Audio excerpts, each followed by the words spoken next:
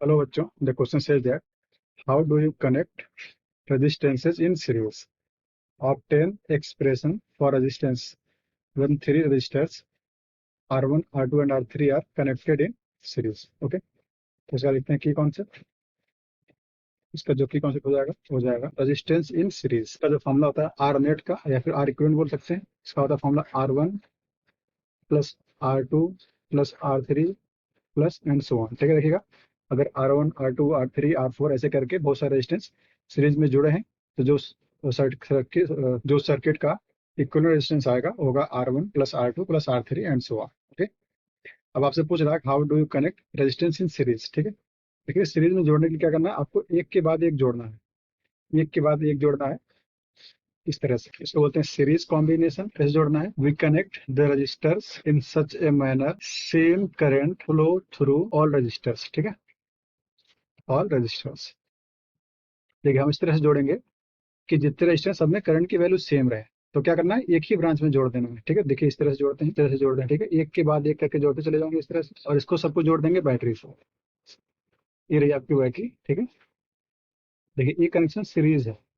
अगर battery I current देगी यहाँ से, इसका वोल्टेज भी मानते हैं। देखिए करंट यहाँ से आई जाएगा, सभी में करंट आई जाएगा। इसमें भी आई है, आई मानते हैं इसको R1 है, ये R2 है, ये R3 है, ये R4 है। देखिए एक ही ब्रांच है तो करंट कहीं डिवाइड नहीं होगा। R1 में भी करंट आई है, R2 में भी करंट आई है, R3 में भी आई, सब में करंट आई ही जाने वाला है।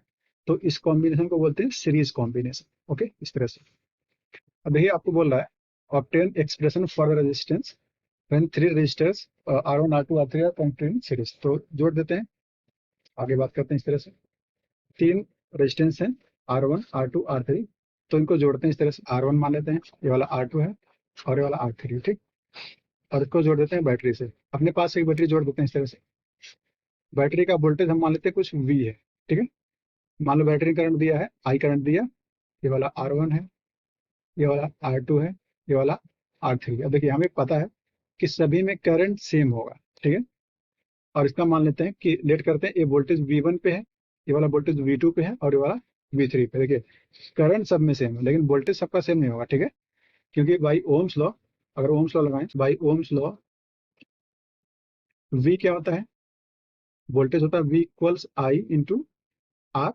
ठीक है, तो देखिएगा यहाँ पे सबका करंट आई है, सभी में करंट आई है, लेकिन R1, R2, R3 अलग है तो सबका वोल्टेज अलग होगा। ये वाला V1, ये वाला V2, ये वाला V3। लेकिन एक चीज क्लियर है कि V1, V2 और V3 का सम कितना होगा, बैटरी के वोल्टेज के बराबर होगा।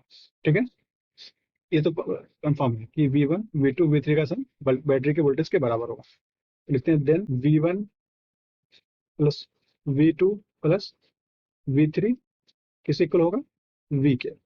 ठीक है, अब देखिएगा मान लेते हैं सर्किट का इक्विवेलेंट रेजिस्टेंस आर इक्विवेलेंट है, तो लगाते हैं ओम्स लॉ। वी क्या होगा, आई इंटू आर।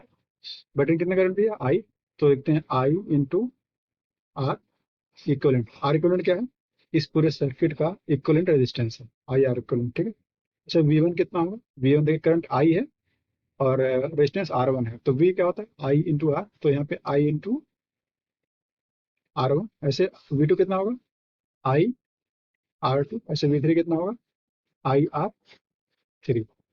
तो आर इक्विवेलेंट, यहाँ पे I R equivalent equals I, देखिए कॉमन हो जाएगा हर जगह से, तो R1 plus R2 plus R3।